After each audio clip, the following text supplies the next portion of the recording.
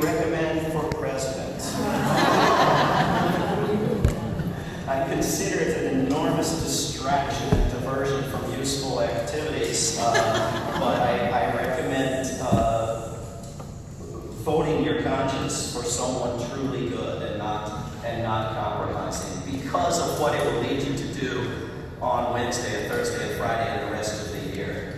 Because most people, when they go in and vote lesser evil, they say, oh, I'm just doing that this day, and then I'm going to be a good citizen and a good activist.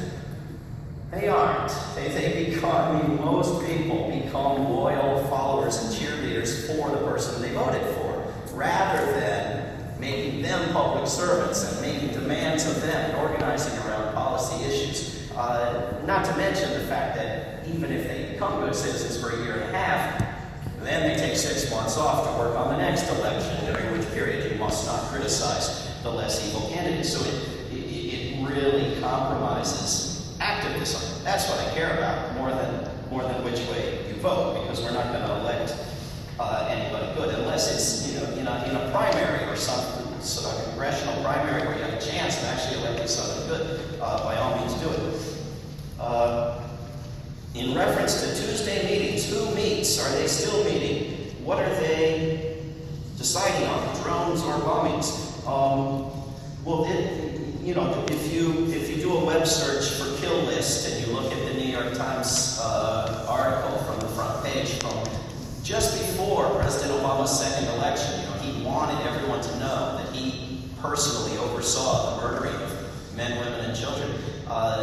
There's a description of the security advisors and the top military officials meeting with President Obama on Tuesdays and going through the nominees, as they call them, for murder on the kill list. And yes, usually it's done with a missile from a drone. Sometimes it's done from a land-based missile, but it's killing by whatever technological means. And the problem is not the technology, the problem is the murdering. Last week, Pakistan again indicted the former CIA station chief and another guy for murder. In Pakistan, they consider it murder to, murder people. In Pakistan, there is a German lawyer who is just on his way to the United States now with some survivors of drone strikes in Yemen, seeking to prosecute officials in the Pentagon for murder in Yemen, and we'll be having former drone pilots, at least one who's been very outspoken, and maybe more drone pilots testifying. But this is an incredibly reckless, dangerous situation in which war has become normalized. It's an opportunity, and people ought to see it as murder because it's such a smaller scale. But of the thousands of people killed, most of them had nothing to do with anything. Most of those who were identified and targeted were identified based on profiling, just like, driving while black. And only a very small number were targeted in this way, where there was a name known and that person was targeted based on their name. And in many, many of those cases, it's very well documented that they could have been easily arrested and picked up and put on trial. Instead, they were killed, with an average of, I think, 27 other people being killed in the process of killing that one person. And so it's a disastrous policy that makes war easy. And according to a UN report by the Special Rapporteur, Ben Emerson, makes war normal. I mean, this is the United Nations created to eliminate war, talking about how war is now normal. And you have these liberal lawyers, the ones who are acceptable to Congress, going in and testifying in hearings on drone killings, saying that either it's totally acceptable because it's part of a war, or it's murder. And we aren't sure which, because the president has these secret memos that explain how it's part of a war and he won't let us see them. Well, how can bombs falling on people's homes be either perfectly acceptable or murder, depending on a piece of paper in a drawer in the White House? It's crazy. And so some of these lawyers are starting to recognize the craziness and moving to a crazier position to reconcile it. A lawyer at Georgetown named Rosa Brooks, whose mother, Barbara Ehrenreich, perhaps knows as much about the evils of war as anybody in this country. should do away with the distinction that Elliot may have mentioned between wartime laws and peacetime laws, and just have permanent wartime, but try to enforce the laws a little better.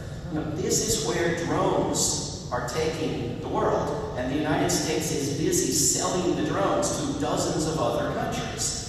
So this is, when you have nuclear weapons all over the globe now, this is a very, very dangerous thing to do with war. And it's made more dangerous by the fact that we have a Democratic president, and so people don't really pay attention to it because he means well, supposedly. How do you get the whole population to question the popular culture? It's like a Zen puzzle or something. I don't know. I mean, you get a permanent sense of questioning in everyone, I guess. But I don't think you have to. I mean, studies have shown that if you get 3% of a population, and it may be a little higher in a country that's this spread out geographically, but if you get 3.5% of a population seriously working on changing something, they change it. But we aren't. We don't have that level of serious, committed, strategic participation beyond the one-day march on February 15th, 2003. So we have to. We don't have to get the whole population engaged, but we have to get a good chunk of it. Do you have a question?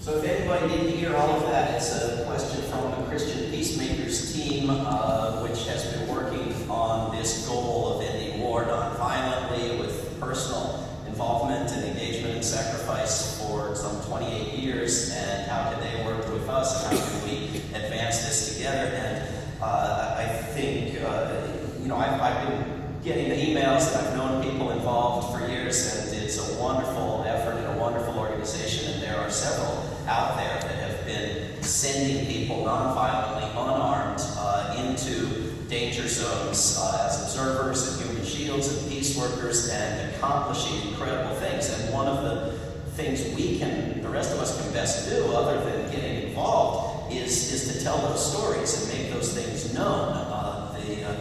The Congressional Progressive Caucus had a hearing about the current wars in the Middle East a couple weeks ago, and they had two witnesses who testified about this sort of work and these sorts of alternatives and what you can do instead, and two who testified on how to do good, civilized, Geneva Conventionized, Samantha Powerized wars. And it's those first two witnesses that were helpful, but we have to amplify those stories. And World Beyond War would love it if Christian Peacemakers team would sign our little statement on our website that you want to work to end war, which we already know you do, and we would love it if you would, if you and I or someone else in your organization and I and others in World Beyond War could meet, at least by telephone, and talk and strategize how we can work together, how we can promote what you're doing, how we can get more from strength in numbers, and goes for any organization,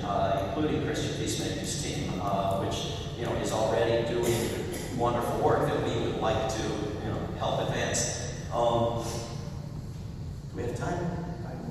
5 more minutes. Eisenhower warned us about. Oh, was that a hand? Yes. Okay. Make it really quick, and I'll make my answer really quick. We're talking about I'm sorry? those things that fly over. Drones. Did you mention a lawyer named Rosa Parks? No. Did I miss something? Not Parks, but Brooks. Brooks. Brooks. Oh, thank you. Sure. That was really quick. Eisenhower warned us about the military-industrial complex. The animals, weapons, war, out of control. How do we get control back? That is a long question. That's not a short question. I do think playing up the wisdom of Eisenhower and the wisdom of Dr. King and the wisdom of people from past eras earlier than that. I mean, the wise opposition to the military-industrial complex going back to its origins, and the peace groups formed in this country and elsewhere in the 19th century can greatly enrich what we're doing, as well as reach particular audiences. There are people who will listen to Eisenhower, just as there are people who will listen to veterans and people who will listen to civil libertarians and so forth. So we need all of those angles. How can we help to change the rest of the world's view of the USA as the biggest threat to peace? Well, it helps when people in other countries know that there is resistance in the United States to what the United States is doing. And when we form solidarity coalitions globally with other groups, and when we bring people who are resisting new U.S.-based construction to Washington and help them lobby, whether we succeed or not, help them lobby Congress against what's happening in their country.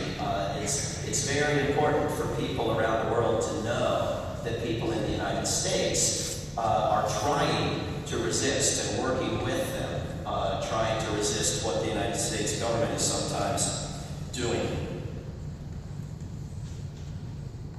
What is the difference between nonviolent and passive, and what is the significance of the right of self-defense? And how do we form a coalition of all the peace groups? Well, we don't. It'd be nice, but I think, when we form a movement that is sufficiently large and known, like the Occupy movement, where we can walk down the streets and people know what it is and join in because we have our own media or the corporate media is happening to work for us at the moment, then everybody will join in. But in the meantime, I think the endless efforts to create the new one umbrella group that's going to oversee all the other groups would be better dedicated to just doing the work, whether it's through a new group or an old group or a coalition. I think we need a coalition not just of all the peace groups, but a coalition of all the activist groups for peace and justice and civil rights, and that it is all one issue. And then when we bring it all together, we will have more strength. And I think there's absolutely nothing passive about nonviolent activism. I don't think the terms are really related at all. I think we are going out and striving to change the world for the better. And we are using every single tool, easy ones, difficult ones, group ones, individual ones, persuasive ones, artistic ones, every tool except for violence.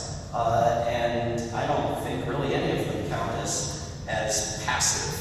If you start to feel passive, you're probably doing something wrong. Thank you. I think I got all the questions.